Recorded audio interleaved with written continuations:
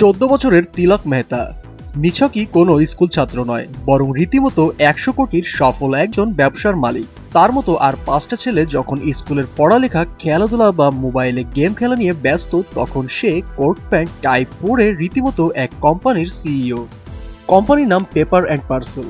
বর্তমানে এই কোম্পানিতে 500 কর্মী কর্মরত এবং বর্তমানে তাদের বার্ষিক টার্নওভার 100 কোটি ইন্ডিয়ান রুপি। কিন্তু এই অসম্ভব আদৌ সম্ভব হলো কিভাবে?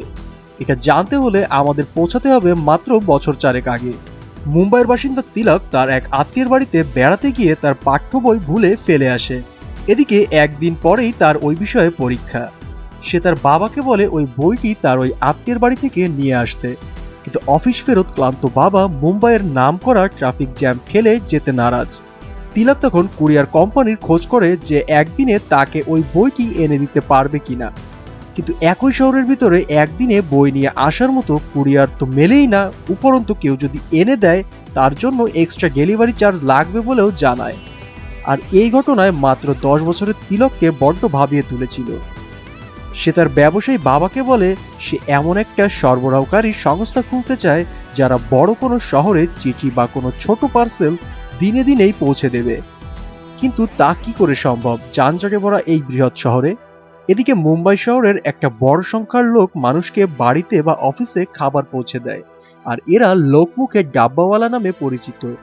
তিলক ঠিক করে নেয় এদেরকেই কাজে লাগিয়ে সে চালাবে তার ডেলিভারি সংস্থা।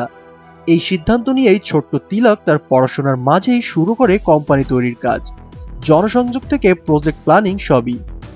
মাত্র 10 বছরের অপরিণত মাথায় চলতে থাকা অজস্র কার্যকর বুদ্ধি নিয়ে সে এক হাতেই সাজিয়ে ফেলে সবটা। তার এই নতুন ভাবনায় তিলক পাশে পায় বাবা মা এবং তার প্রিয় এক আঙ্কেলকে। পেশায় ব্যাংক কর্মী এই আঙ্কেল চাকরি ছেড়ে দিয়ে তিলকের সাথে এই নতুন কোম্পানিতে যুক্ত হয়। আর 1 বছরেই তিলক চালু করে ফেলে তার logistic company paper and parcel. বর্তমানে তার কোম্পানিতে 500-রও অধিক কর্মচারী এবং মুম্বাইয়ের 3 শতাধিক ডাব্বাওয়ালা তার পার্টনার। প্রতিদিন মুম্বাই জুড়ে 1200-রও বেশি ডেলিভারি দেয় এই সংস্থা, তাও আবার ন্যূনতম খরচে। মোবাইলের অ্যাপের মাধ্যমে যে কোনো কাস্টমার তার লজিস্টিক বুক করতে পারেন এবং 3 কেজি পর্যন্ত জিনিস পৌঁছানো যায় মুম্বাই শহর ও শহরতলিতে। জিনিসের ওজন অনুযায়ী খরচ মাত্র 45 থেকে 180 টাকা। অ্যাপে ট্র্যাক করা যায় জিনিস কোথায় এবং কার কাছে আছে। মুম্বাইয়ের ডাব্বাওয়ালা অ্যাসোসিয়েশনের সঙ্গে পার্টনারশিপে এই ব্যবসা পরিচালনা করে খুদে তিলক।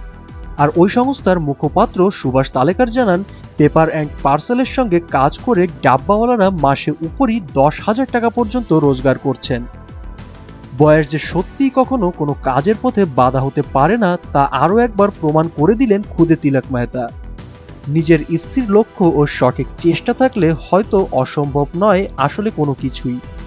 শুরুতে তিলকের এই ভাবনাতে আমল দেননি কেউই, বরং কাছের মানুষেরাও বালকিল্যতা বলে উড়িয়ে দিয়েছিলেন সেসব। হয়তো এটাই হয়, হয়তো এটাই স্বাভাবিক। মানুষ যা মন থেকে চায় তা কবেই বা সহজে পেয়েছে। প্রিয় দর্শক, এমন সব এক্সক্লুসিভ ঘটনা সম্পর্কে জানতে আমাদের চ্যানেলকে সাবস্ক্রাইব করে আমাদের সাথেই থাকুন।